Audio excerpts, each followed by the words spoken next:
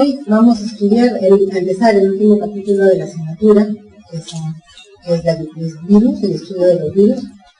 Y al igual que como hemos hecho en los demás segmentos, en los demás capítulos, vamos a estudiar cómo se clasifican, cómo son, y vamos a ver también cómo es que se replican. Y vamos a ver también tres familias, o tres virus, tres grupos de virus que tienen ustedes que conocer. Los Orthomyxoviridae, el virus de la rabia y los poxvirus. ¿Alguno de estos es familiar? El de la rabia, muy bien. ¿Cuál otro? El poxvirus. ¿Por qué? A ver, vayan pensando. ¿Se acordaron de alguno? De repente, ortomyxovirus, ese es más familiar, si les digo, si les menciono la gripe aviar. ¿Se acuerdan? La gripe aviar, la gripe porcina, ¿se acuerdan? De hace unos años. La aparición de estas cepas tiene una justificación bastante interesante que vamos a revisar cuando hablemos de los ortomyxovirus. Y después, los poxvirus. Un representante o el representante por excelencia de los poxvirus era la viruela. Es una enfermedad que ha sido erradicada del planeta, y no se han presentado casos desde 1980, en el caso de la viruela. Pero es importante que conozcan a estos poxvirus porque otro componente de ahí, que es el virus del molusco contagioso, es un agente que produce enfermedades en los pacientes de VIH positivos, el molusco contagioso. Y el virus de la rabia pues es importante porque van a haber casos de personas que son mordidas por el animal portador. ¿Cuál es el animal portador? ¿Cuál es el animal portador de la rabia? El perro. ¿Enfermo o sano? Enfermo. La rabia es una zoonosis. Muy bien, vamos a empezar hablando de los virus en general.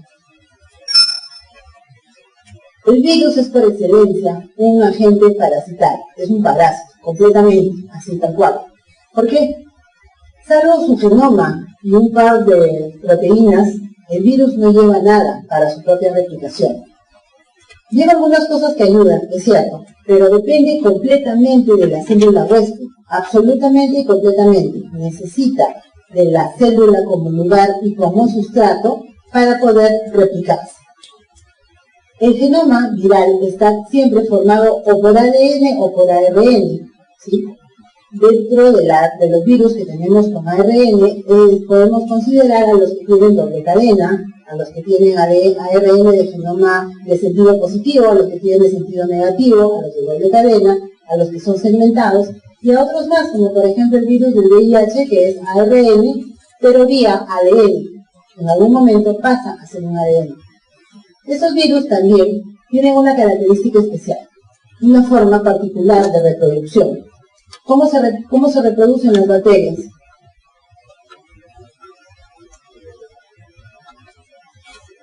¿Cómo se reproducen? Por fisión binaria. ¿Cómo se reproducen los hongos?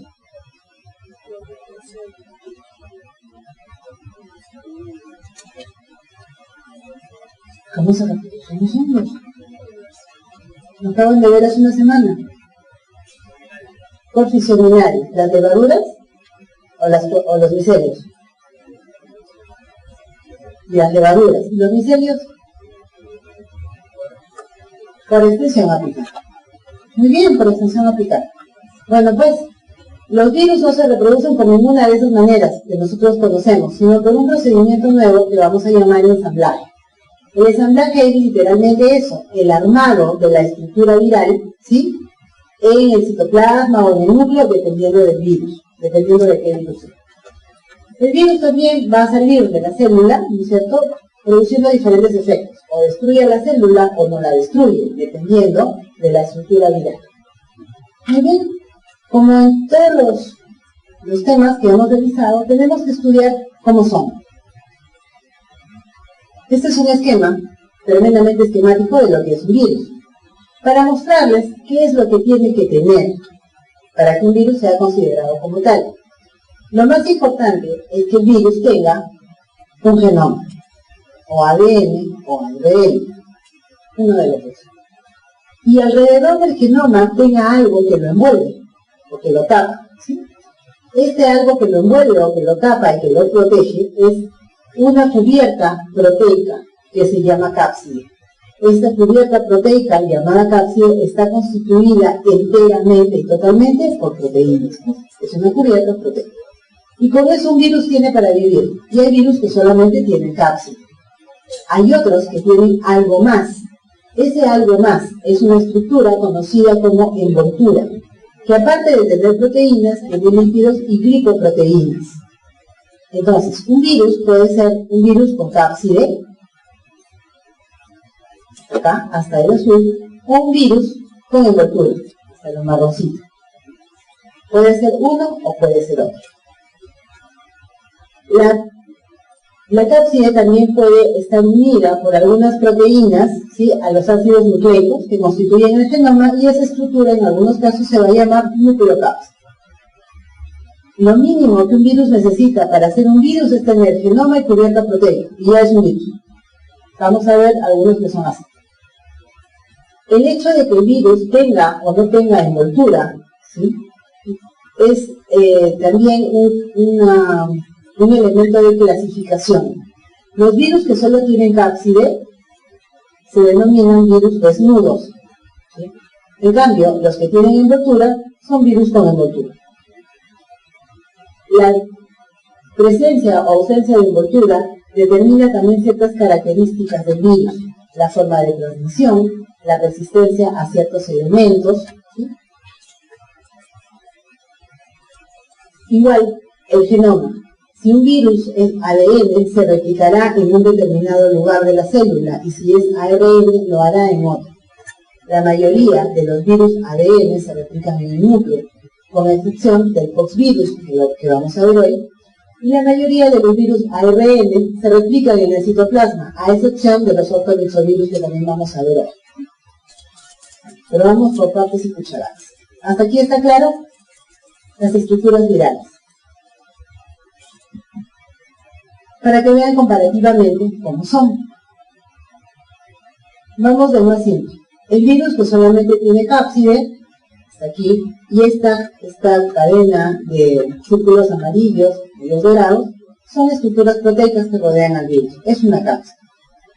La cápside está constituida por proteínas y forman estructuras un poquito más grandes. Estas estructuras generalmente van a verlas ustedes y van a decir, y se van a ver en el texto que les dice, los virus tienen forma helicoidal o icosaédrica, ¿sí? Son las morfologías más comunes. El hecho de no tener envoltura hace que estos virus tengan mayor resistencia y sean más estables, es decir, no se alteren tanto bajo ciertas condiciones, como por ejemplo la acidez, la acción de las proteasas, la desecación y los detergentes. Imaginen ustedes que encima de esta mesa tenemos un virus desnudo. Pasamos el detergente. ¿Se irá el virus? No, porque es resistente, es bastante estable al hecho de los detergentes. Los virus que se forman así, que son virus con cápside, estos van al momento de formarse y salir de la célula, comportan una lisis celular. Salen cuando la célula se destruye. Eso es lo que hacen. Se transmiten de muchas maneras. Pueden transmitirse por fomites. ¿Qué es un fomite? Un objeto inanimado, un vector inanimado, un fomite. Se pueden transmitir por mano a mano. Entonces, cuando toca la mano de una persona que tiene el virus, porque el virus es resistente y estable. Y cuando se transmiten en gotas respiratorias, lo hacen en las gotitas más pequeñas. Ahora vamos al otro lado. Esos son los virus desnudos. Aquí están los que tienen envoltura, ¿sí? Los virus con envoltura se caracterizan porque tienen hacia la parte exterior una cubierta formada por lo que ven ahí, proteínas, lípidos y glicoproteínas. Generalmente, estas glicoproteínas forman estructuras como estas, que parecen chupetines, ¿sí?, que salen a la superficie y constituyen una suerte de mecanismo de unión.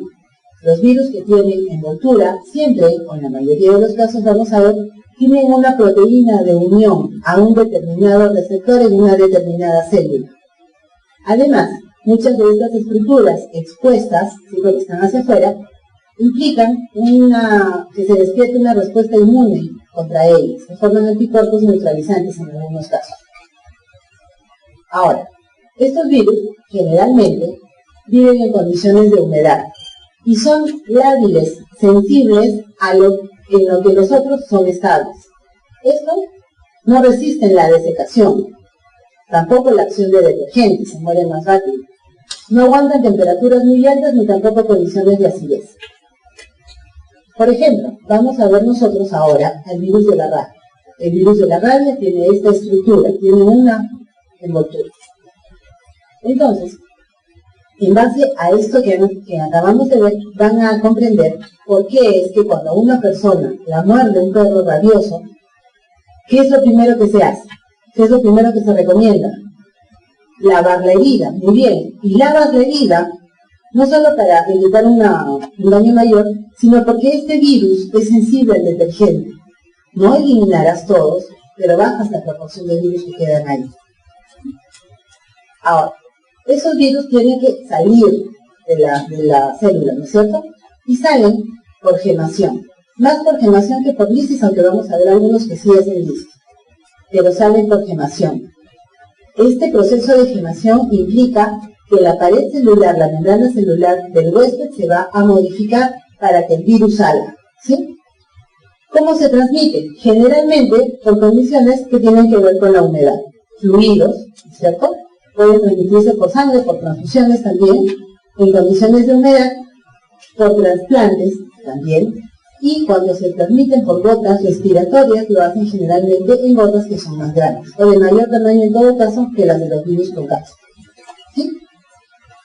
Muy bien, esas son dos de las clasificaciones, o una de las clasificaciones de los virus, teniendo en cuenta su envoltura, la presencia o no de envoltura. Díganme, chicos, ¿está claro? ¿Sí?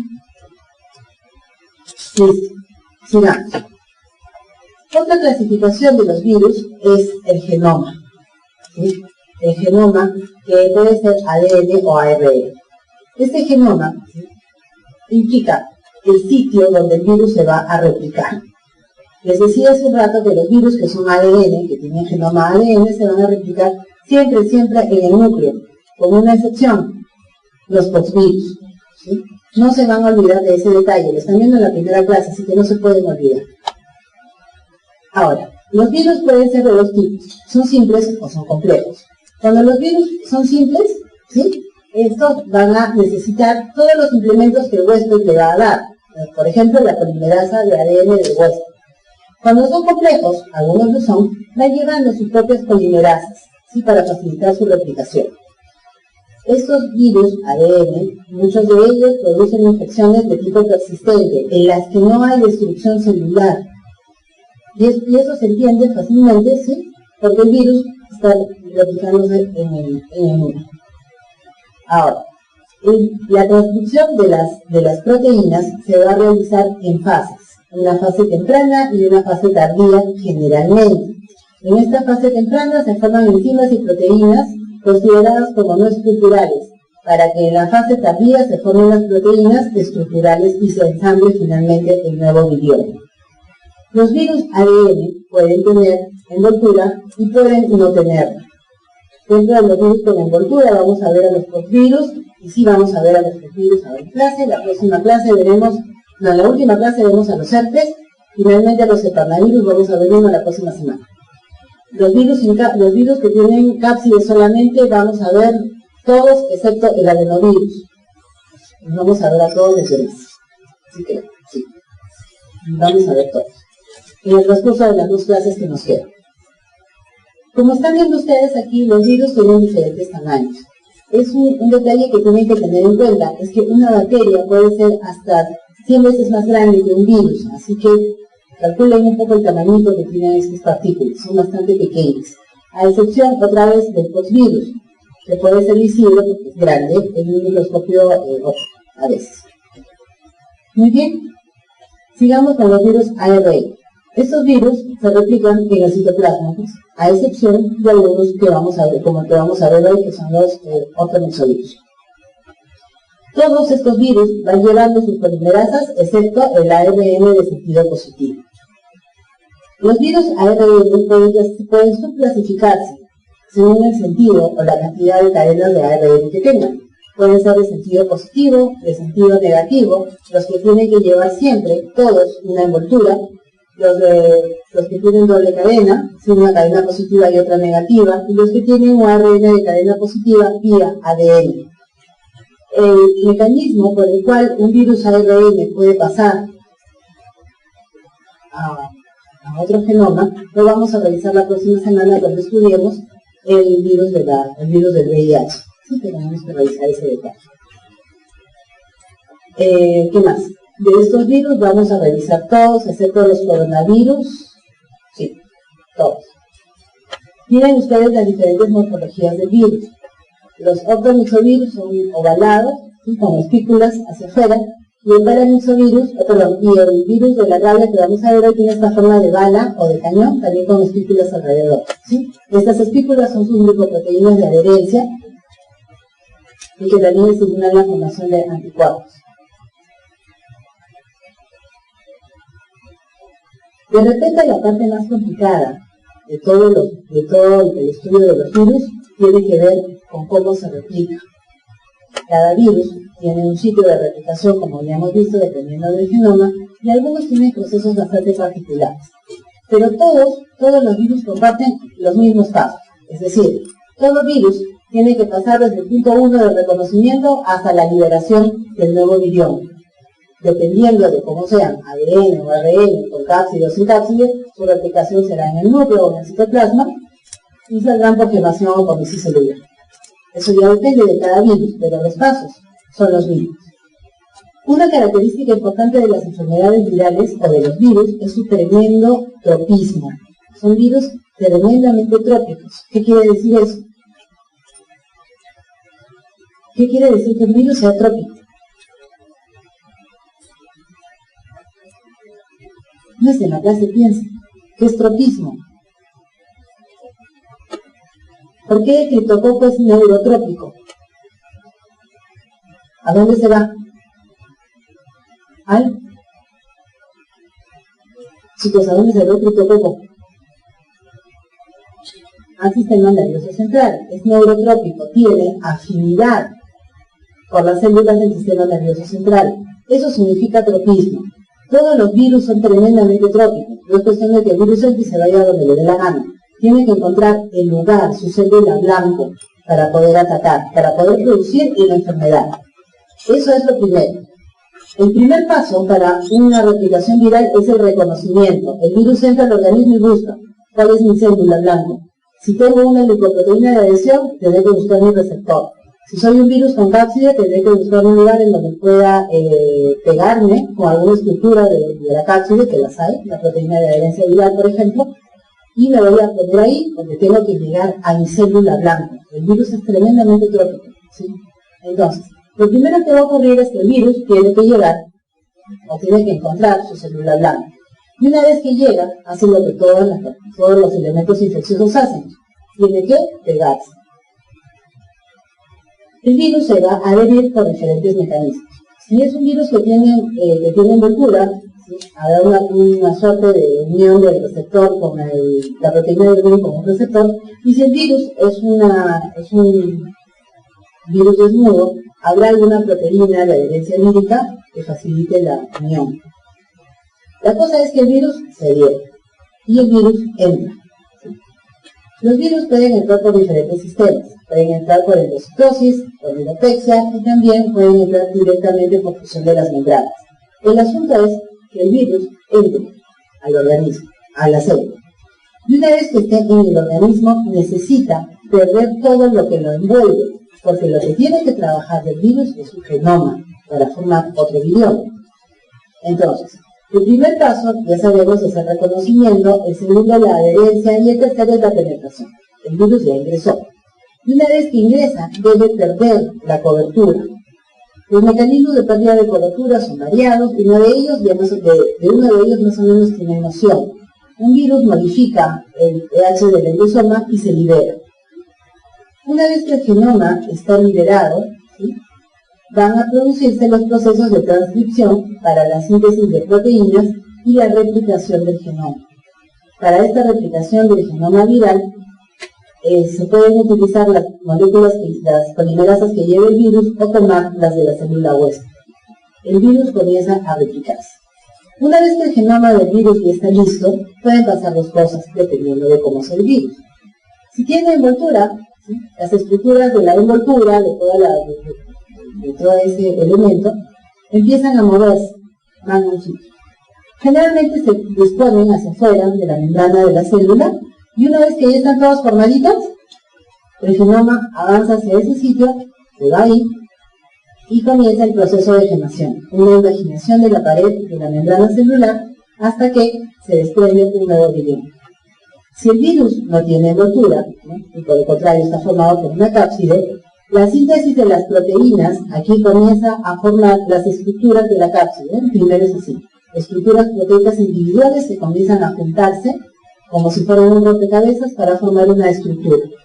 Cuando esa estructura está lista, el genoma que ya se formó va hacia ellas, o las estructuras proteicas hacia el genoma, y la cosa es que se forma un nuevo virión. Si este nuevo virión solo tiene cápside, saldrá de la célula por lisis celular.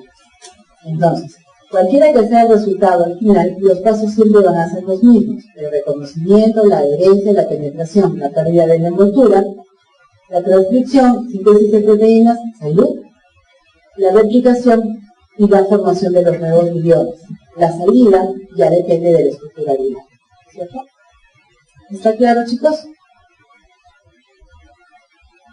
Los veo tensos. Con sus compañeros del primer grupo también estaban igual. ¿Qué les pasa? ¿Están preocupados por algo? Ustedes no, entonces, pero los demás no. Ya. Bueno, no se preocupen, los virus no son tan feos como parecen. Lo que pasa es que son un poco abstractos, no son visibles, no hay una división que los haga ver el virus, entonces parece que son un poco así. Pero no son tan complicados. Un consejo: por didáctica, ¿sí?, se ha dividido la replicación del virus en dos etapas. La primera, la fase temprana, va desde el reconocimiento hasta la pérdida de la envoltura, ¿sí? Y la fase tardía va desde la replicación y síntesis de la macromolécula hasta la salida del virus de la célula. Un consejo: divídanlo así. Hagan un cuadro para su virus y dividan. Reconocimiento, pues, ¿cuál es la célula blanca? Fulanita. ¿Tiene un receptor? ¿Cuál es? Tal. ¿Cuál es la proteína de unión del virus? Tal. Y comienza. ¿Cómo entra? El mecanismo ¿cómo se libera de la membrana? Si lo hacen así en un cuadro, les va a ser fácil, se les va a facilitar el estudio. Es la parte más complicada en realidad del virus, una replicación. Siéntense bien porque se van a dormir. No se acomoden mucho porque les da sueño. Ya. ¿En qué estábamos? Otra vez. No se olviden nunca de esos detalles, las excepciones. El virus se replica en el citoplasma de la célula, ¿sí?, a pesar de ser un virus ADN. Y además de eso, el poxvirus forma su propio centro de replicación, una especie de factoría, una especie de fábrica, ¿sí?, para formar sus propios viriones nuevos. Muy bien, veamos, sigamos. Así como las bacterias pues, tenían mecanismos de patogenia, los virus también tienen mecanismos patogénicos, pero no tiene que ver tanto con un factor de virulencia, sino solamente con el efecto del virus en la célula. No hay tanto factor de virulencia que recordar, pero tienen que saber cómo trabaja el virus, qué hace. Lo primero, para entender qué hace el virus y cómo se comporta, es saber qué ocurre cuando una persona se expone a un virus. ¿Qué va a ocurrir con esa persona? El contagio es precisamente eso. Una persona sana, ¿sí?, o que nunca ha estado expuesta a un determinado virus, entra en contacto con él. ¿Sí? Entra en contacto con él y este virus ingresa a su organismo. ¿Cómo? Por cualquier vía. Se sabe que los virus ingresan mayormente por la vía inhalatoria, pero también pueden entrar por la piel y por contacto con las mucosas, ¿sí?, por cualquiera de esas vías. Un detalle importante que deben recordar es que el foco primario es el lugar por donde entra el virus. Y en ese foco primario empieza una replicación viral. Cuando veamos rabia, ahorita, vamos a conversar acerca del hecho de que a una persona le tiene que poner suero antirrábico en la herida. ¿Por qué creen que lo hacen? Porque en ese lugar, en la herida, se están multiplicando los virus. Entonces, el lavado de herida, en el momento de la mordedura, el lavado cuidadoso de la herida con agua y jabón, y la aplicación del suero antirrábico, son dos mecanismos para reducir la cantidad de virus que se pueden replicar en ese lugar, en el foco primario. Hay una primera multiplicación viral, ¿no es cierto? Y el virus puede seguir tres caminos. Si su célula blanco es el lugar de entrada, pues se queda ahí, ya está, ya se queda. Si el virus no tiene esa no es su célula blanco, va a irse por cualquiera de estas dos vías, que son las principales, vía sanguínea y vía linfática, a buscar su célula blanca. Puede ocurrir también que el virus siga un procedimiento, siga un camino poco frecuente, como ocurre con el virus de la rabia, ¿sí? El virus de la rabia no se disemina ni por esta, ni por sangre, ni por vía linfática. Se disemina por vía nerviosa, por los axones que inervan o que están localizados en la zona de la mordedura. Ahora vamos a ver eso con detalle. Bueno, digamos que el virus se va buscando su célula blanca y se va posando. ¿Qué va a ocurrir? En algún momento va a ser detectable en la sangre. Va a haber virus en la sangre. Y puede estar dentro del mismo plasma o unido a una proteína. Si el virus encuentra una proteína que le sirva de vehículo, pues se prende ahí y se va con esa proteína hasta llegar a su tejido blanco. Cuando está en la sangre, el hígado puede replicarse también. En el endotelio vascular puede ir también por los macrófagos y replicarse también en el hígado. Y después de eso, sale otra vez a la sangre. Y dan dos virenes, una viremia secundaria. Ya, sale que el virus sea pues ya muy antipático, después de la segunda viremia ya tiene que encontrar su célula blanca, porque tampoco tan difícil es. El virus encuentra su célula blanca y una vez que llega ahí, recién aparecen las manifestaciones. Es ese recorrido que hace un virus en el organismo, ¿sí? Para llegar a la célula blanca. ¿Está claro hasta acá?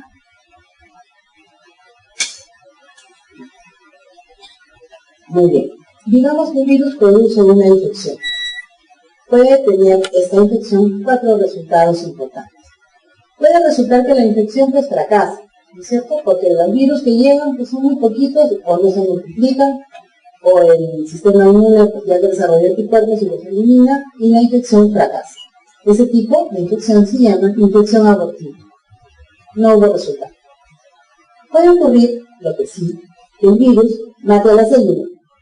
Y eso se le conoce como una infección lítica. El virus llegó y destruyó la célula. Pero también puede ocurrir que el virus no destruya la célula. Y si no la destruye, ocasiona una infección conocida como persistente. Esta infección persistente tiene varios subtipos o varias clasificaciones que vamos a ver dependiendo del virus. Y también aparece un virus que se mantiene en una célula pero no produce nuevos virus. Está en la célula, se queda viviendo ahí, pero no produce virus nuevos. Entonces no van a haber tantas manifestaciones.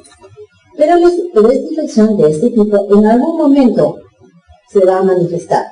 Por eso, cuando un virus se queda en una célula sin producir más viriones nuevos, se dice que produce una infección recurrente o latente. Que a lo mejor en algún determinado estímulo, por un determinado estímulo se va a despertar esta infección.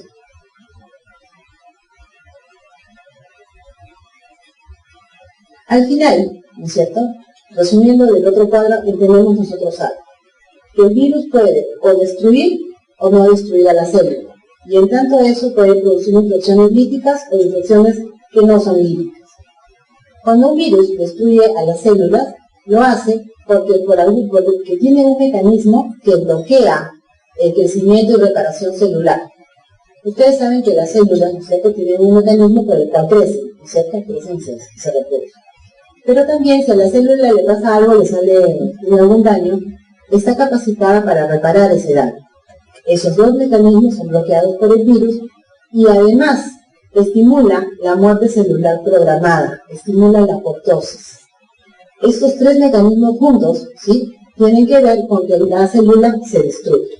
Cuando la célula se destruye pueden ocurrir, entre muchos, dos efectos. Uno de ellos es el depósito de algunas estructuras en el citoplasma o en el núcleo que son visibles con determinadas tinciones. Un ejemplo característico de esto son los corpúsculos de Negri o cuerpos de Negri que aparecen en la infección por el virus de la rabia.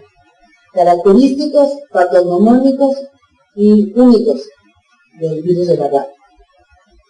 ¿Qué otra cosa puede hacer el virus cuando destruye una célula?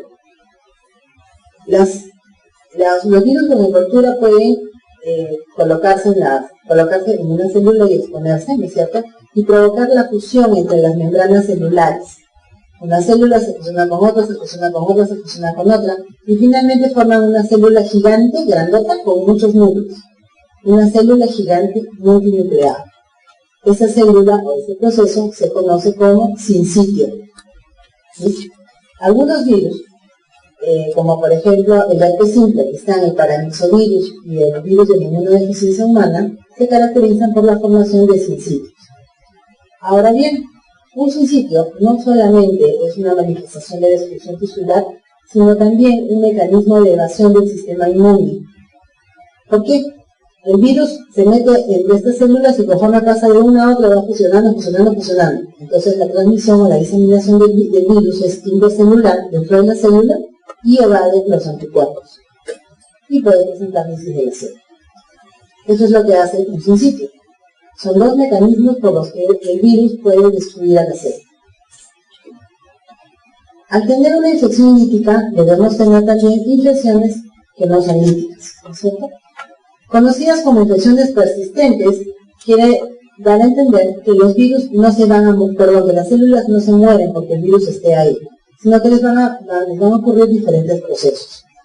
Puede ocurrir que una infección se quede en forma crónica, es decir, el virus siempre va a estar metido ahí y se va a producir. Hay producción viral. Puede haber una infección recurrente, como la que les refería hace un momentito, en la que se alternan procesos de latencia con procesos de producción viral. Vamos acá. Cuando una infección no lítica es de tipo latente, es porque el virus está infectando una célula que no tiene lo necesario para transcribir genes víricos. Se sintetizan las moléculas del virus, pero no propiamente el virus. Pero la infección se queda ahí en el organismo. De repente la más llamativa de todas estas infecciones no líticas es la infección transformadora o inmortalizadora. ¿Qué les dice esta infección? ¿O qué significa esta infección? Significa que el virus estimula una proliferación incontrolada de la célula, del tipo celular. ¿Sí? Puede producir muchas células o puede hacer que la célula sea eternamente joven. ¿Sí? Muchas células jóvenes que no envejezcan. Y el resultado es un aumento de la tasa de crecimiento celular, un crecimiento celular anormal. ¿Qué virus producen eso? Los conocidos como virus oncogénicos. Estos virus oncogénicos tienen tres mecanismos por los cuales causan estas infecciones inmortalizadoras. Estimula el crecimiento directamente o de manera indirecta, produce genes que van a estimular el crecimiento celular. Evita la apoptosis, así como en la infección lítica los virus estimulaban la apoptosis, acá no. Acá estos virus oncogénicos bloquean la apoptosis. Y también eliminan los mecanismos que limitan la síntesis de ADN y el crecimiento celular. Toda célula o todo tejido regula, ¿no es cierto?, la cantidad de células que necesita. Pero aquí no, aquí se reproducen descontroladamente y el resultado puede ser la aparición de una neoplasia. Hay virus que están relacionados a la aparición de neoplasias. ¿Está claro hasta acá?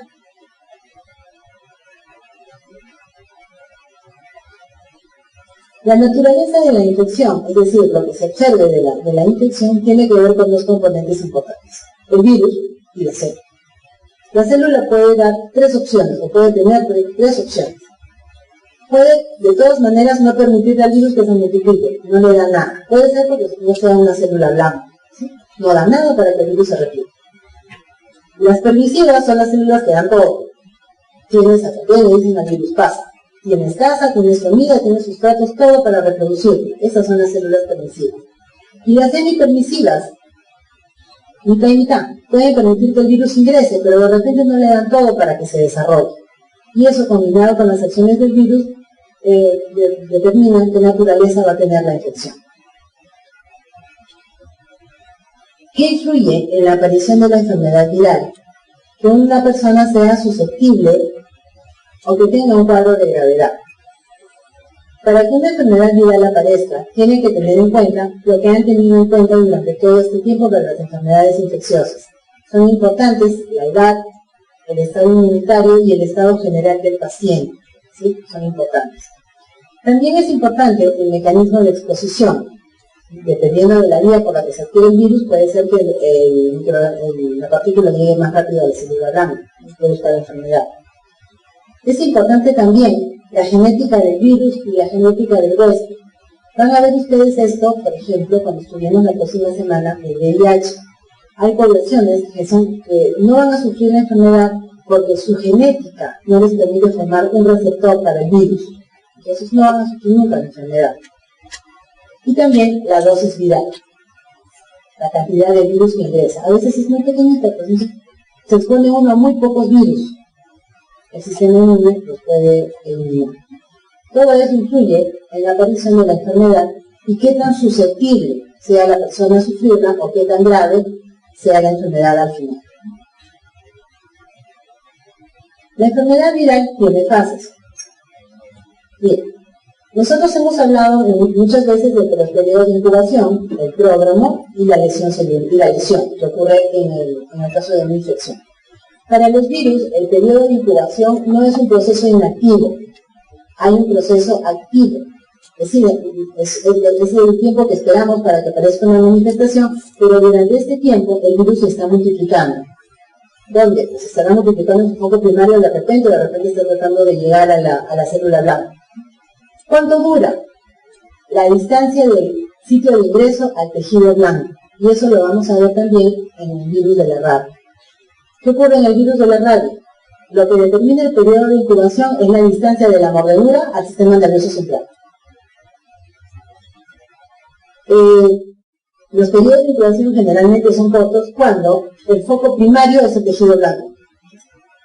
Se acuerdan que dijimos al principio, ¿no es cierto? Puede ser que el lugar de ingreso sea el tejido blanco y el virus se va a replicar ahí fácilmente. Luego ocurren los llamados pródromos, que son manifestaciones no características que se parecen a una gripe. Dolor de cabeza, malestar, a veces diarrea, dolor muscular. Luego aparece la lesión celular y la enfermedad clínica. Puede haber una infección inaparente. Esta infección inaparente quiere decir que el virus no ha causado ningún daño celular significativo y que ha sido controlado antes de llegar al tejido blanco. Como ha producido un daño tisular mínimo, si este tejido puede reemplazarse o repararlo. Y el daño que se produce es mucho menor a la capacidad funcional. Es como si ustedes en toda esta pizarra, imaginen que es el órgano, ¿sí? Solamente un pequeño puntito fuera la lesión que produce el virus. Todo el órgano es capaz de contener o de no alterarse con ese daño. Lo que puede ocurrir también es que sea una infección que se manifieste de forma aguda o crónica o persistente, y eso ya depende del sistema inmune de la persona. Los virus también tienen unos estudios de epidemiología. ¿Qué influye en la epidemiología? La exposición, cómo se transmite, la edad de los pacientes, y si el virus aparece en brote, en epidemia, a toda la población de una sola región, o se extiende a otras regiones. Decimos nosotros que la exposición al virus está condicionada por algunos elementos. El estilo y la condición de vida son importantes. La mala higiene, acuérdense con las bacterias, y el hacinamiento también. Los virus que se transmiten por vía respiratoria lo hacen con mucha más facilidad en ambientes cerrados. El trabajo de una persona también condiciona, ¿sí?, que esté expuesto a un virus. Imagínense a un veterinario que trabaja con perros. Está expuesto a ciertos virus. Igual las personas que trabajan en el campo, los veterinarios que trabajan, o cualquier trabajador en el campo, ¿cierto?, en el exterior, fuera de la ciudad, está sometido a riesgo por infección con un arbovirus, que ya vamos a ver qué es. Son virus que se transmiten por artrópodos. Y también la escuela. El colegio es un sitio donde los niños se contagian frecuentemente de un virus. Aún vuelvan a sus tiempos del colegio, que no han sido hace tanto, cuando estaban en el nido. ¿Se acuerdan? ¿Qué pasaba cuando un compañerito se resfriaba o caía con una enfermedad? ¿Qué le pasaba a los demás? Caían todos, ¿no es cierto? La escuela es un sitio en donde se propagan las enfermedades, sobre todo las enfermedades virales propias de la infancia, las exantemáticas a veces. Muy bien, la transmisión puede ser por contacto directo y la vía depende del tejido en el que el virus se replica y su capacidad de superar las barreras para llegar a la célula blanca. Algunos virus tienen determinadas regiones geográficas, como por ejemplo ¿cuál?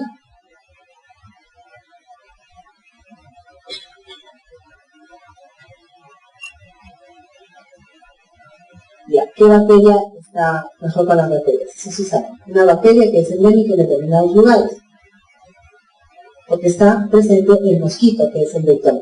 Los virus que se transmiten por mosquitos o por vectores, artrópodos, también tienen alguna determinada geografía, que es la del mosquito.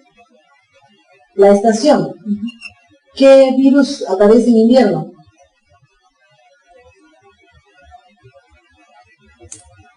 ¿Qué les pasa en invierno? ¿Qué les da? Se resfrían, ¿cierto? Los rinovirus pueden aparecer en invierno. ¿Y en primavera?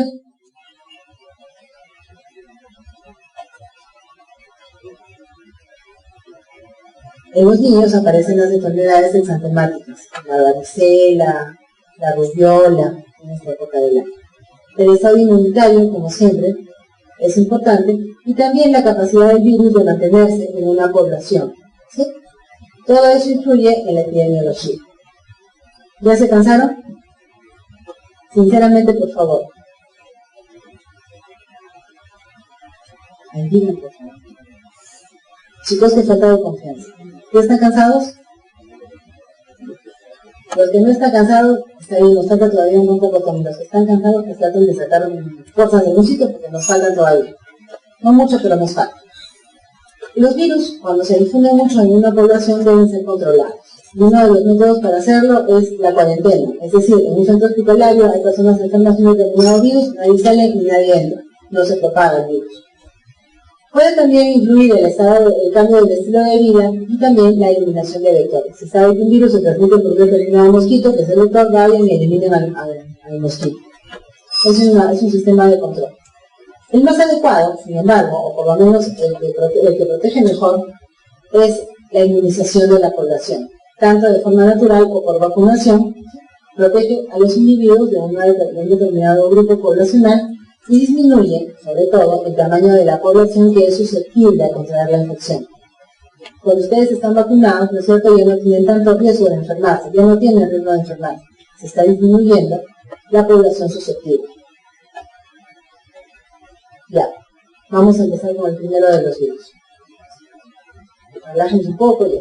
Esto es más entretenido, porque van a ver qué hace el virus. Me contaban ustedes que sí se acuerdan de los virus de la gripe aviar y de la gripe porcina. No ha sido hace tanto. Regular, 8 años más o menos. Estos virus pertenecen todos a la misma familia. La familia se llama Orthomyxoviridae y son los únicos miembros de este grupo. La característica más importante de estos orthomyxovirus es la presentación de su genoma. Es un genoma ARN segmentado, es decir, está por partes. Y es en esta segmentación, ¿sí?, donde reside el secreto de por qué aparecen nuevas cepas, ¿sí? Y por qué estas cepas son tan virulentas. Bien, la familia Orthomyxoviridae agrupa solamente a los virus de la gripe, de la A a la C. El A y el B producen muchas enfermedades en los humanos y el C no mucho. Tienen todos estos virus la misma estructura pero reservorios distintos. En el caso del virus de la influenza A, El reservorio principal es el hombre, pero también aves y mamíferos. En el B es el hombre y en el C es el cerdo. Estos virus se diferencian también por el número de segmentos. 7 segmentos para el virus C y 8 para el A y el B. Cada segmento codifica una proteína con una función distinta. Los tipos de enfermedad también los diferencian. Tanto el A y el B dan enfermedades graves. Sin embargo, los cuadros de presentación severa para el B son muy raros, son muy ocasionales y muy de vez en cuando. En cambio, el C da cuadros muy leves en brotes muy limitados, en grupos pequeños de enfermos. En cambio, el grupo A y B pueden producir brotes, desde brotes hasta pandemias. El grupo A produce las epidemias y las pandemias, es decir, enfermedades en un grupo poblacional de toda una región que las pueden pasarse a otra región. En cambio, el grupo B produce brotes y a veces epidemias. Muy raro, pero a veces. El fundamento lo vamos a ver en un momento. Primero, tienen que ver cómo es el virus. Es un virus con un genoma segmentado. Ahí está. Si son 8 segmentos, ¿qué virus será? A o B, cualquiera de los dos. Ahí están, los 8 segmentos. Tiene envoltura. Aquí está la envoltura. Toda esa es la envoltura. Si tiene envoltura, debe tener una glicoproteína. Vamos a ir en el sentido de las agujas del reloj, pero vamos a empezar a esta altura de aquí, con la hemaglutinina. ¿Por qué? La hemaglutinina es una glicoproteína muy importante, porque es la glicoproteína de unión, y la que estimula la formación de anticuerpos. ¿Sí? Esta glicoproteína, hemaglutinina, tiene esta estructura de 3, así 3, ¿no? Así, 3. Y este elemento, que es conocido como un trímero, se va a unir al receptor para el virus. El receptor para el virus es el ácido ciálico. Prestenle gran importancia a este elemento porque va a tener relación con otras proteínas, ¿sí? El ácido ciálico es el receptor y a donde la hemaglutinina se va a pegar, ¿sí?, en la célula para poder realizar la replicación. Sigan por acá. Estamos empezando del principio. La primera proteína que actúa en la replicación es la hemaglutinina para la adherencia, para la unión. Seguimos con la neuraminidasa. Es otra de las glicoproteínas que está hacia afuera, es un tetrámero, aquí tiene su estructura, así, de 4, parece un ramito de 4 flores, nada más. Y este ramito de 4 flores es una enzima. Su función más importante en la replicación es al final de la replicación.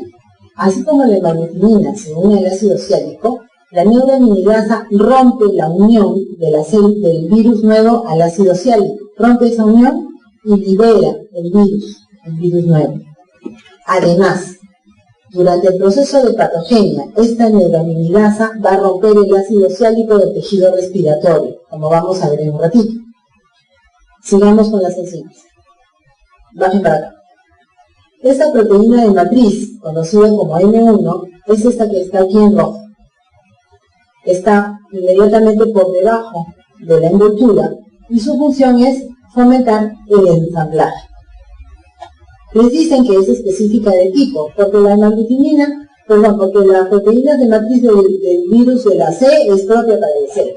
La de la A es propia para la A y la de la B para la de la B. No se parecen en nada. Cada una de estas proteínas, sin embargo, tiene como función favorecer el ensamblaje. Sí.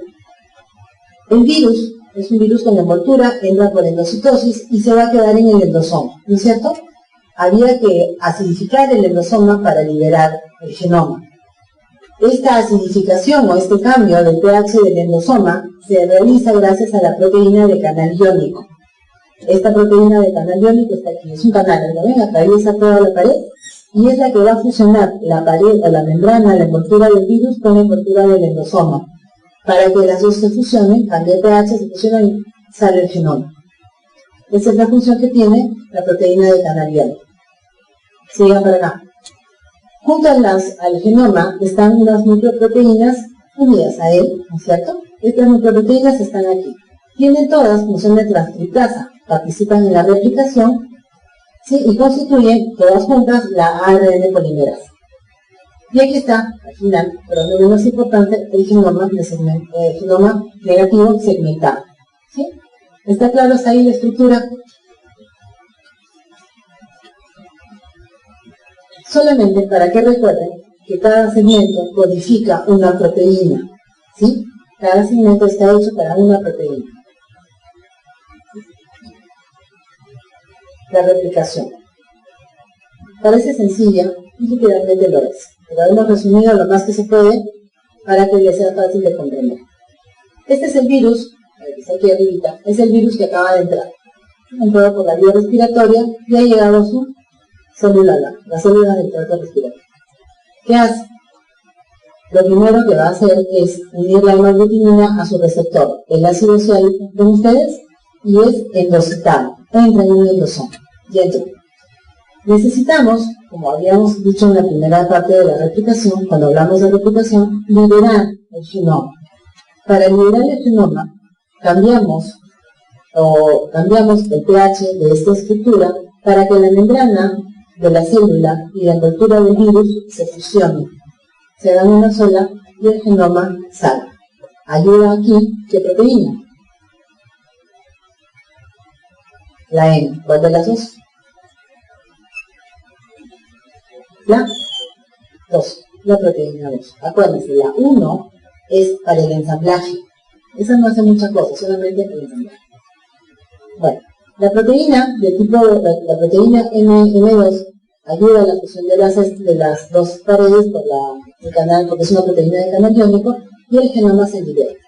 El virus es ARN, donde debería replicarse, en el citoplasma, pero esta es la excepción, se va a ir al núcleo. En el núcleo, ¿sí?, se llevan a cabo todos los procesos de transcripción y replicación del genoma. Salen todas las estructuras ya del núcleo y van a migrar. ¿A dónde? A la pared celular, a la misma pared, perdón, de la célula, ¿sí?, y se van a empezar a impactar hacia afuera. Ahí está la hemaglutinina y la neuraminidasa. El genoma, que ya está formado, se forma con un poquito de posterioridad, migra entonces hacia allá y comienza un proceso de invaginación para finalmente liberar el virus, como lo están viendo arriba. El virus se libera por la zona apical y pasa a otra célula y repite todo el mecanismo. ¿Sí? Esa es la manera en que se replican los ortomixovirus. ¿Está claro, chicos? Proteínas en cada paso. Al inicio, la unión con la hemaglutinina. Para la fusión de las dos membranas del endosoma y del virus, la proteína M2. Para la liberación del genoma del nuevo virus, la neuraminidasa. Y ya está.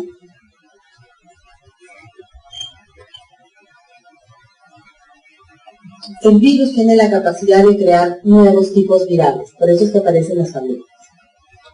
Sabemos que la hemaglutinina estimula un anticuerpo, ¿no es cierto?, anticuerpos neutralizantes. Una vez que a uno le da el virus o le da la influenza por una determinada cepa, ya nunca le vuelve a dar por esa cepa. Ya le dio, tiene el anticuerpo es una hemaglutinina de ese grupo. Bueno, el reordenamiento genético afecta sobre todo a las proteínas que están hacia afuera, a la hemaglutinina y la neuraminidasa.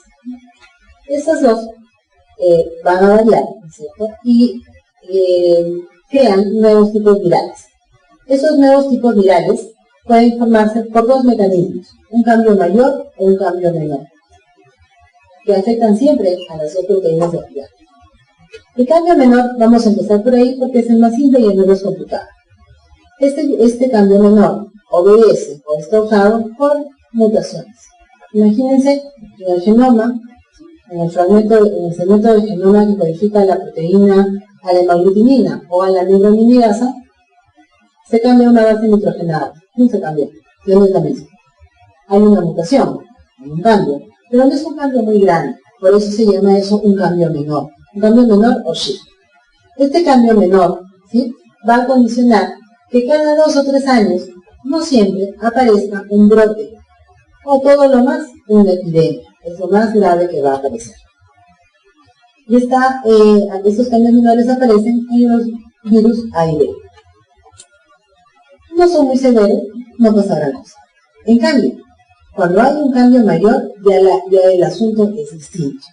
Aquí a este cambio menor se le llama deriva antigénica o shift. Aquí el cambio mayor es conocido como un salto antigénico, porque hay un cambio muy grande. En este salto antigénico hay una reorganización mucho mayor. No solamente hay una mutación, lo que ocurre es que hay una mezcla de segmentos de especies distintas y la aparición de una cepa completamente diferente, que trae como consecuencia una pandemia. El virus ataca a una región y se salta a otra región y ataca a una población más grande. Estas pandemias son poco frecuentes, pero son graves y están ocasionadas o son causadas por el fundamento de la aparición de estas pandemias, es el genoma segmentado que se mezcla. El virus se va a infectar y se va a replicar en los animales y también en los seres humanos. A ver, por favor, bájense las capuchas. Esto es lo que ocurre con un cambio mayor. Bien, tenemos aquí imaginen que es un animalito, un ave de corral. Las aves de corral también sufren enfermedades por estos virus, ¿no es cierto? Lo sabemos. Hay una ave de corral enferma. Y una persona que también tiene el virus de la influenza y está enferma. Bien. Entonces, este virus, esta persona, este animalito enfermo con SOS, imagínense que este es un ave de corral y este es un veterinario que cuida a estos animalitos. Bueno, pues, el virus se transmite por vía respiratoria, está en el ambiente, y la persona, el veterinario, entra este virus en el organismo del veterinario. El virus se mete y se va a la célula de este organismo y llega al núcleo. Ahí se va a replicar. Pero en el núcleo de la célula de este señor también se están replicando los virus propios de la persona, ¿no es cierto? El virus que está causando la enfermedad en la persona. La célula no entiende, solamente ve que hay segmentos de este virus y que se van a replicar en su núcleo. La célula no discrimina, ni tú eres del lado y tú eres del humano. Se mezclan todos ahí porque son muy parecidos. ¿Y qué es lo que ocurre? Esta persona que tenía un virus de segmentos rojitos, ¿no es cierto?, adquiere algunos segmentos de este virus que es azul y se forma una cepa nueva que tiene segmentos de uno y de otro. Para esta cepa nueva no hay protección. De repente para esta sí. No es la primera persona que se enferma en esa población y ya tienen algún anticuerpo, algunas personas. Pero para esta cepa nueva no lo hay. Entonces aparecen cuadros más severos, que son poco frecuentes, pero más graves. Esta es la razón, o esta es la explicación de los cambios mayores. ¿Está claro, chicos? Ahora ya entienden por qué les llaman fiebre porcina o fiebre aviar. Porque había en un momento, el primer caso, tuvo que ver con una relación así. Bueno, volvamos a los humanos. El virus de la influenza se transmite al inhalar gotas respiratorias, eliminadas por la persona enferma cuando estornudan, hablan o tosen. ¿Cuál es la precaución que les dicen a ustedes que se debe tener cuando una persona estornuda? Muy bien, cubrirse. Lo hacen para evitar esta replicación o esta transmisión. El virus, ¿sí?, cuando puede ingresar a las células ciliadas, ¿sí?, estas células ciliadas que producen moco deberían ser suficientes para la defensa, pero no lo son. ¿Por qué? Porque esta neuraminidasa del virus, ¿sí?, va a romper el ácido célico de esas células. La neuraminidasa no solo funciona o no solo trabaja en la replicación, sino también en esta parte de la patogenia. Rompe el ácido célico de las células de defensa y el virus camina, sigue avanzando. Se va a localizar en la vía respiratoria superior y produce una infección local a ese nivel. Pero también, como se producen viriones, se van a liberar por la zona apical y se van al pulmón. ¿Sí? Van a ir al pulmón. Ellos tienen que llegar al pulmón. Esa es su célula blanca. Cuando llegan a la vía respiratoria inferior, empiezan a fastidiar también a los bronquios. ¿Qué producen en ellos? Descamación. El virus descama a la célula, ¿no es cierto? Descama a las células más de afuera y expone el tejido basal. Entonces, al descamar el epitelio bronquial, ¿no es cierto?, ¿qué va a hacer como consecuencia? Facilita un lugar para que las bacterias puedan entrar. ¿Se acuerdan también que las bacterias tenían mecanismos para descamar, ¿no es cierto?, para producir descamación y eliminar los cilios? Bueno, aquí ya no tienen que hacer mucho las bacterias porque el virus ya adelantó todo esto. Descama el epitelio bronquial y las bacterias se pueden adherir. Cuando este epitelio está dañado, aparecen o se producen cambios funcionales y estructurales también. Y después de un tiempo aparecen los síntomas de la gripe, entre comillas. Una fiebre, un malestar, dolor de cabeza y dolor muscular que son condicionados por la acción del interferón y de las citoquinas. Cuando el virus, una persona ya ha sido expuesta a un virus, ¿no es cierto?, va a producir anticuerpos contra la hemaglutinina. Y estos anticuerpos contra la hemaglutinina son protectores para virus de la misma cepa, pero no para las cepas nuevas, no esas cepas que se han formado por la reorganización. Ya. El cuadro que va a producir este virus es una neumonía viral, pero puede empeorar, ¿sí?, porque se puede producir una sobreinfección con una bacteria. Aquí está. El periodo de incubación es de 1 a 4 días. En los pródromos, los síntomas inespecíficos que sabemos, cefalea y malestar general. Repentinamente producen una fiebre que dura de 3 a 8 días y todo lo demás. Mialgias y tos no productiva. Si el sistema inmune es adecuado, se puede dar una recuperación, o si se tienen anticuerpos, una recuperación hasta en 10 días.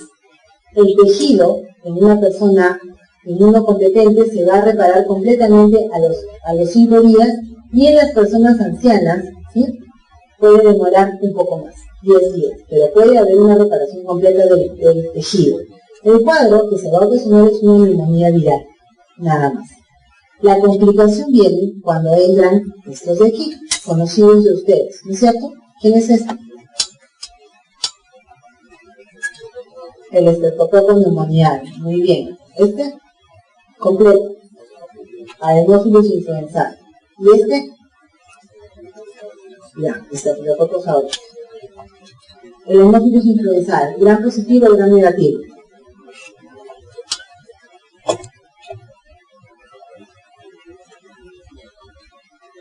Bacilo o coco, o cocobacilo, o vibrio.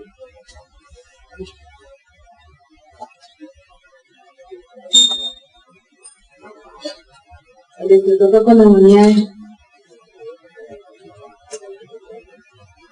coco o bacilo. Ya, por lo menos coco. Gran positivo o gran negativo. Negativo, ya está. Ok, revísenlo de nuevo para el seminario, todo. Si los profesores que les pregunten, esto ya tendría que estar como su nombre, ya lo deben saber. ¿Qué hacen si a un paciente, lo llama para ver a un paciente que tiene un virus de la influenza y tiene esputo purulento y les dicen que hagan la atención, encuentran qué y no saben qué es? Chicos, por favor, lo primero que les van a preguntar, ¿no les enseñaron eso en microbiología?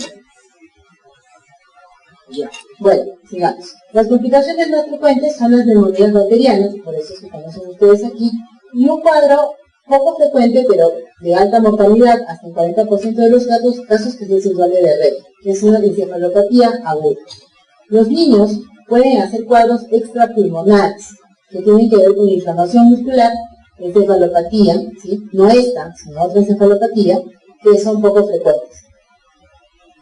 Generalmente las personas cuando fallecen lo hacen porque el diagnóstico no ha sido hecho a tiempo y porque tienen una cepa nueva, generalmente es la cepa nueva, más virulenta en todo caso. El virus se disemina por gotas respiratorias a partir de su hospedero, que es el ser humano. Los virus de este grupo pueden infectar, ya saben ustedes, algunos animales y seres humanos, animales y aves. Solamente el B pertenece a la especie humana y se van a producir epidemias mayores cada 2 o 3 años. Son altamente mortales y la población más sensible, como siempre, los niños en edad escolar, sobre todo en edad escolar, porque en el hacinamiento se favorece la transmisión. Y los pacientes que ya tienen una enfermedad pulmonar previa. Las nuevas cepas del virus se forman, como ya hemos visto, por mutación y reordenamiento genético. Las muestras, ¿sí?, tienen que ser las secreciones respiratorias que se puedan obtener generalmente al inicio, porque cuando ya el cuadro llega al nivel pulmonar no hay producción de esputos, ¿sí? Se hacen cultivos celulares para ver el efecto citopático, que son en este caso mínimo, no hay mucho cambio en la célula, y se hacen pruebas antigénicas y genómicas para diferenciar a los virus, A y B, y también el tipo y la cepa. Hay pruebas inespecíficas, como por ejemplo la hemoabsorción y la hemoaglutinación, aprovechando la acción de la hemaglutinina, ¿sí? Hacen estos estudios con medios enriquecidos en sangre de cobaya, en algunos casos, pero son inespecíficos porque no son los únicos virus que producen esas manifestaciones ni esos resultados. Muy bien, preguntas. Nos faltan 2.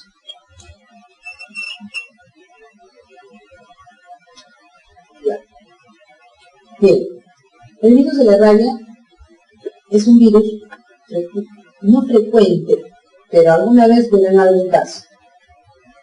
Bien, el virus tiene esta forma, tiene una forma de bala, ¿sí? Pertenece a la familia Rhabdoviridae y dentro de esa familia al género Lyssavirus. Es el más importante y significativo porque se presentan todavía casos de rabia. El virus está conformado por un genoma, ¿no es cierto?, que está rodeado de una microproteína y también tiene envoltura. La envoltura tiene por fuera, empezamos todas igual que con el virus de la influenza, hablando de la proteína de unión.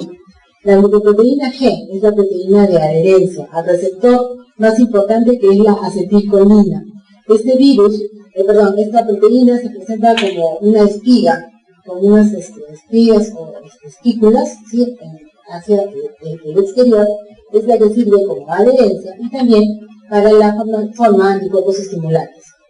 Tenemos también a la nucleoproteína, es una proteína estructural que protege al ARN de la acción de la ribonucleasa y lo mantiene intacto para la transcripción. La proteína de matriz está otra vez igual entre la envoltura y la nucleocápside, es una envoltura y la nucleocápside, y la nucleocápside está asociada a un ARN de sentido negativo simple, una cadena o un ARN monocatenario de sentido negativo. Tiene también una polimerasa ARN dependiente de ARN que está constituida por 2 proteínas, la proteína grande, llamada también proteína L, y la proteína no estructural. Esa es la forma del virus de la rabia. La replicación se caracteriza porque se va a realizar el ensamblaje en 2 fases. Esa es la parte más característica de la replicación del virus. Por lo demás, se lleva a cabo toda en el citoplasma, porque es un virus con genoma ARN, ¿sí? Aquí está la proteína de unión, la proteína G se une a la acetilcolina e ingresa. El virus es endocitado, pero la envoltura se fusiona con el endosoma y al perder esa envoltura el genoma se libera. La ARN polimerasa del virus sintetiza 5 ARN mensajeros para la formación de las proteínas virales. La replicación del genoma del ARN se hace a partir de una plantilla de ARN negativo, de la misma plantilla, del mismo genoma, ¿sí?, que se utiliza como plantilla para la formación del nuevo. Cuando las proteínas ya se han formado, ocurre lo mismo que en los ortomensovirus, migran hacia el exterior, ¿sí?, y se va a realizar un ensamblaje en 2 partes. En la primera parte, el genoma se va a unir a la nucleoproteína, y en la segunda parte ya se adquiere la envoltura y se libera el virus. Esa es la característica, un ensamblaje en 2 fases. Aquí está, lo mismo, ¿sí? El ensamblado del virión es en dos fases. Primero se forma la nucleotápside y después ya se forma todo el genoma para la liberación. Bien, de repente lo importante que hay que entender del virus de la rabia es la forma en que se transmite, ¿sí? Y cómo influye en muchos elementos en el desarrollo de la enfermedad. Bien, el virus, ¿cómo ingresa? Ahí está, con mayúsculas y con rojo.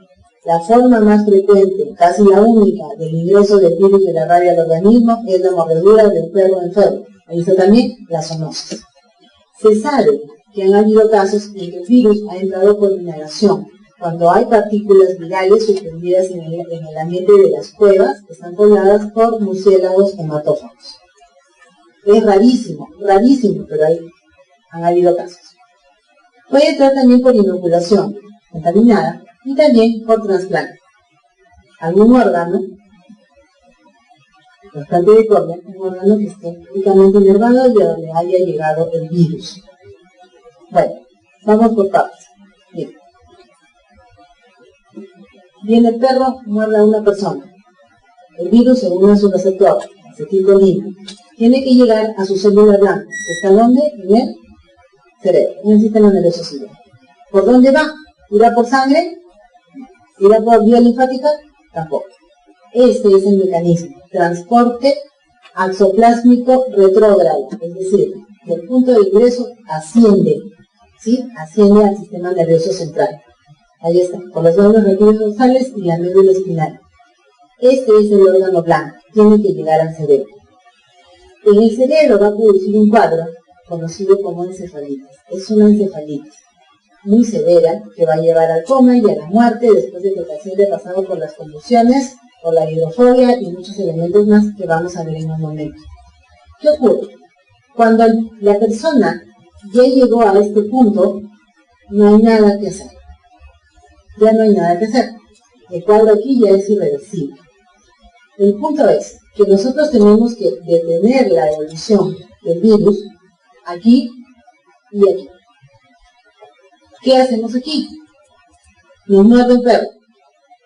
Lavar la herida.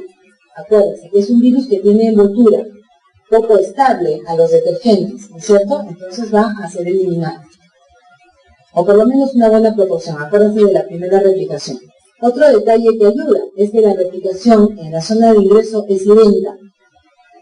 Da tiempo para que a la persona se le coloque la vacuna antes que el virus llegue al sistema nervioso central.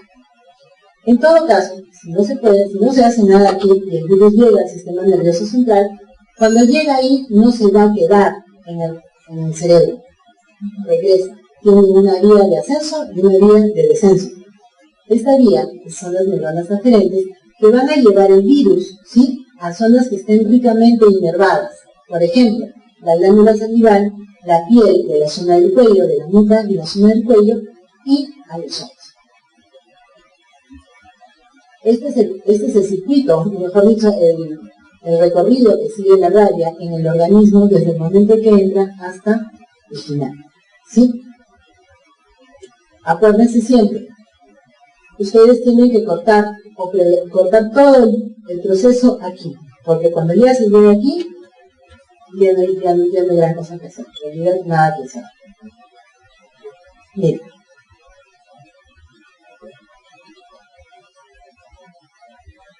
Hablamos de periodo de incubación, ¿no es cierto? Replicación viral hasta aparición de manifestaciones. En cuanto a la rabia, el periodo de incubación varía por muchos motivos. Uno de los motivos una de las razones, es qué tanto virus ha entrado, ¿sí? O qué tan rápido se replica, qué tanta concentración de virus va a llegar a mi sistema nervioso central para producir una manifestación. Eso es uno. Otra cosa, gravedad de la herida. No es lo mismo, ¿sí? Un perro, igual, imagínate un perro enfermo, que venga y les den una mordida, solamente les haga un pequeño arañón y les produzca un pequeño sangrado porque ustedes rápidamente retiraron la mano o pudieron evitar un ataque manual. Un rasguño, pero con usar lastimado. No es lo mismo eso a que venga un perro, ¿sí?, y les destroce la mano. Hay mayor cantidad de tejido afectado y mayor probabilidad, ¿no es cierto?, de que muchos virus puedan ingresar al sistema. No es lo mismo la edad, y es un poquito en relación a la distancia de la herida al cerebro. No es lo mismo que a una persona le muerda un perro en el pie, a que lo muerda en el rostro. Esa distancia también influye. Digamos la edad. No es lo mismo que a uno de ustedes lo muerda un perro en el pie, porque la distancia del pie hasta la cabeza es un poquito más larga, que a un niñito de 4 años lo muerda un perro también en el pie. ¿Sí? La edad tiene que ver. Y como siempre, el estado inmune. No es lo mismo que le den un virus que a una persona sana, inmunocompetente, lo muerda un perro, que a una persona con VIH. No es lo mismo. Todos estos mecanismos influyen en el periodo de incubación. Pero un detalle que sí tienen que recordar es este. Cuanto más cerca sea el punto de ingreso al sistema nervioso central del cerebro, más rápido se tiene que actuar. ¿Sí? Más rápido. Y tiene que actuar rápido, ¿sí? Porque el cuadro que se desencadena es bastante severo. En promedio, teniendo en cuenta todo lo que hemos visto anteriormente, el promedio de la incubación que duran los pródromos son de 2 a 10 días. Y el cuadro es completamente inespecífico, con una característica importante y particular. El paciente les va a decir que tiene una sensación extraña en la herida. No le duele, no es dolor, ¿sí? Esa parte del dolor, una percepción de la herida, sabe que tiene la herida pero no le duele. Es una referencia un poco rara, pero un poco extraña, pero el paciente se la refiere. Eso les dice. Luego del pródromo viene la fase neurológica, que dura de 2 a 10 días. En esta fase se presentan todas las características que han distinguido a esta enfermedad en el tiempo y de donde ha tomado algunos de los nombres. Hidrofobia quiere decir que el paciente rechaza tomar agua. Pero no rechaza tomar agua porque no quiere tomar agua, ni porque no tenga sed o porque no le guste el agua.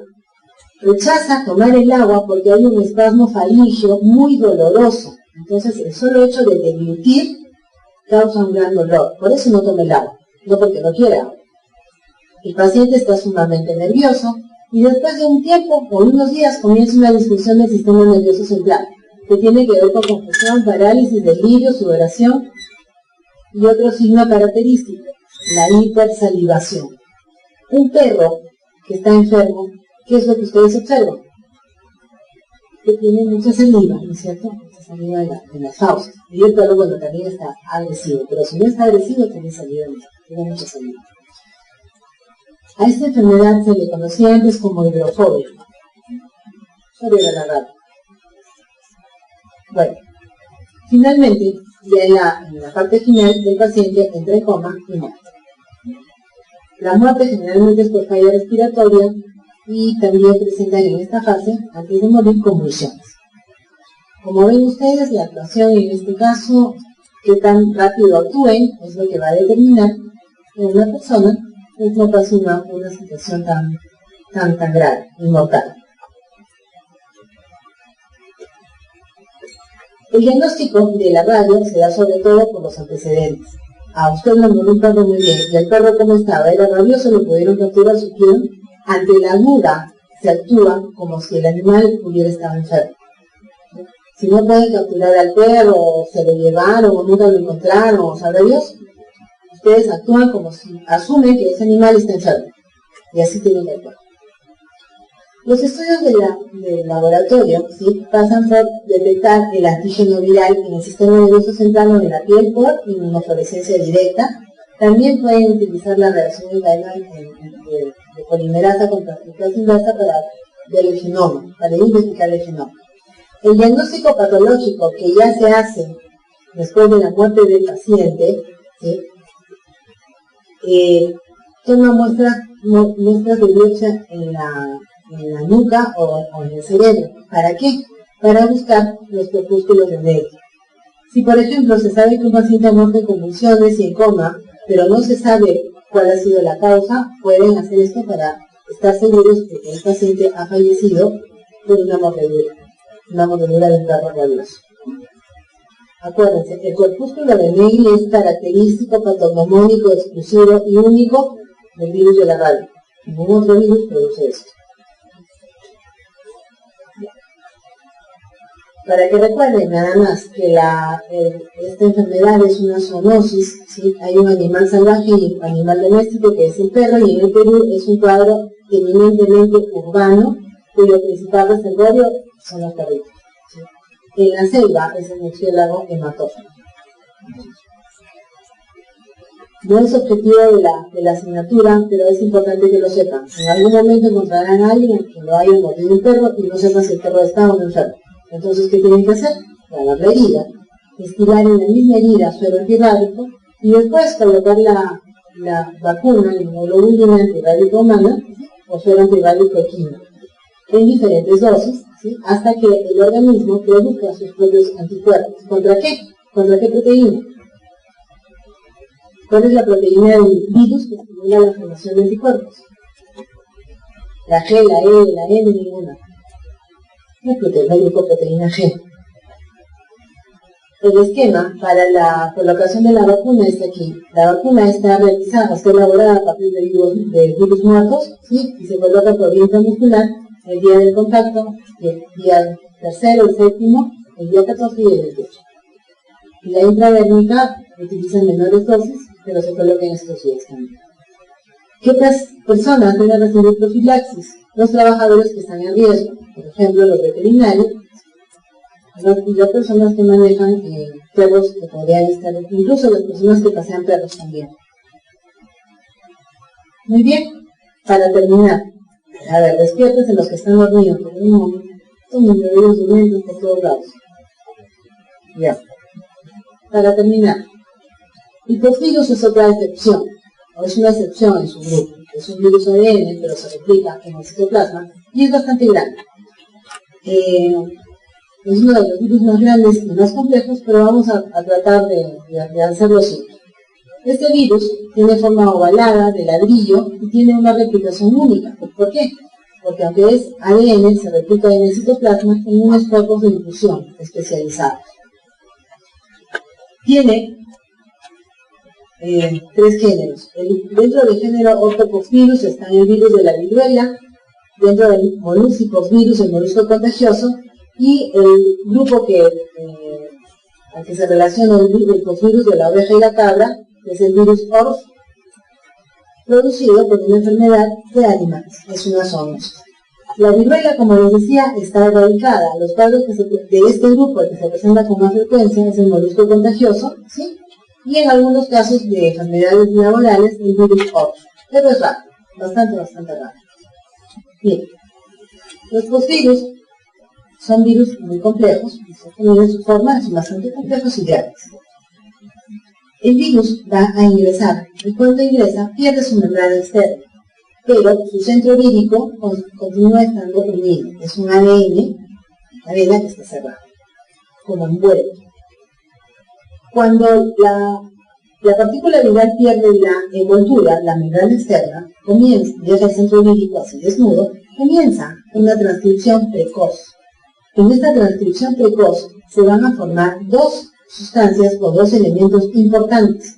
Estas enzimas precoces que se forman sirven para desenvolver una desenvoltasa, se forma aquí, para desenvolver el núcleo y liberar el ADN.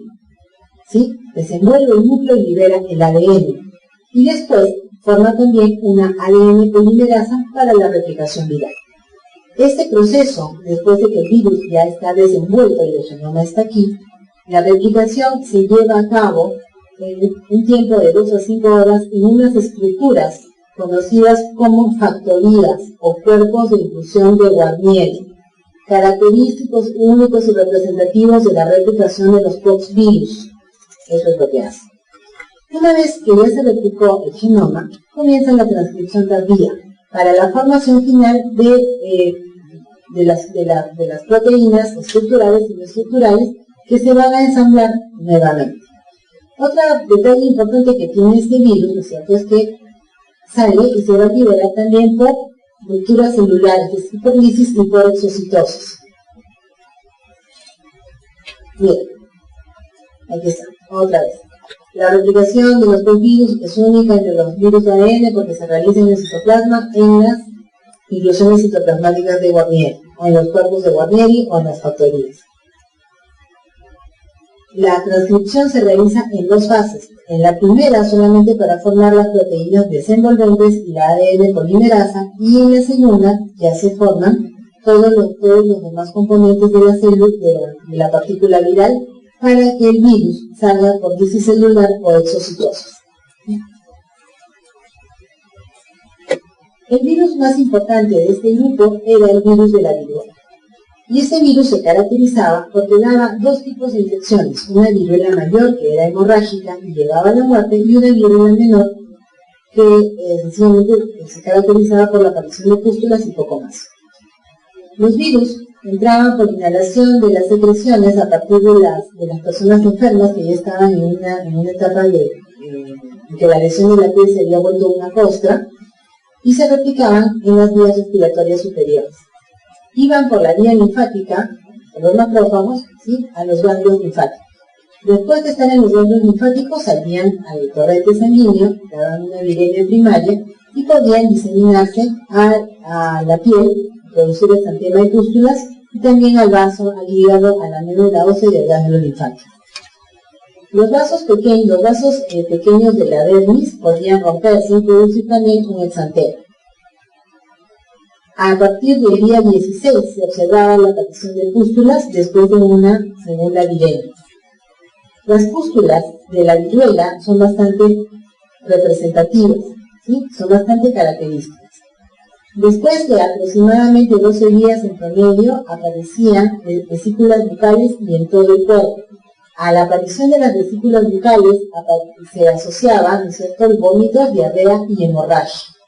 Todas estas lesiones presentaban el mismo estadio, es decir, no había ningún cambio ni evolución, todas eran iguales y se rompían solas.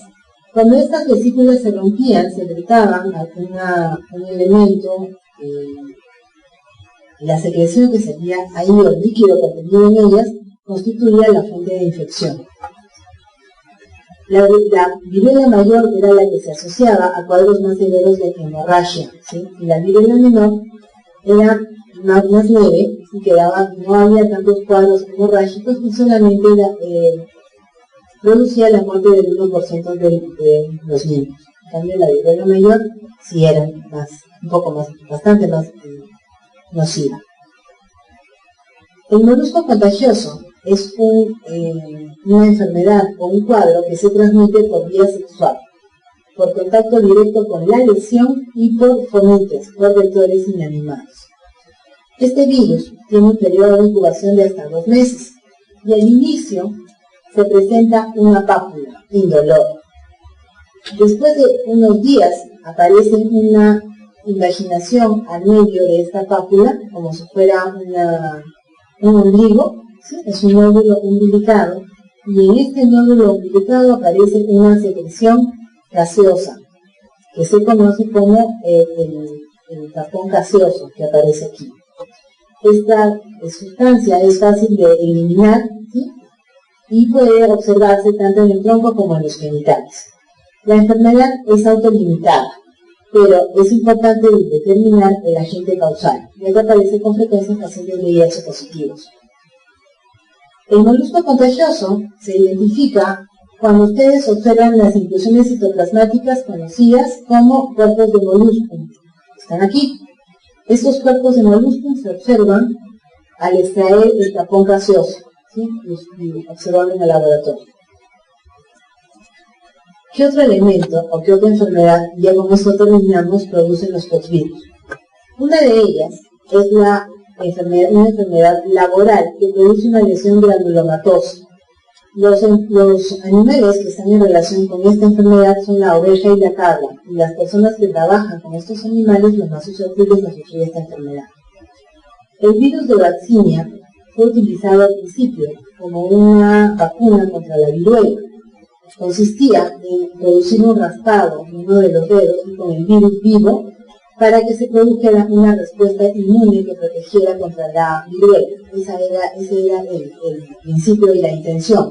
Lo que ocurrió es que después de que estas personas presentaban vesículas y pústulas que indicaban que sí había una reacción contra el virus, esta infección progresaba y podía necrosar el tejido e incluso causar encefalitis.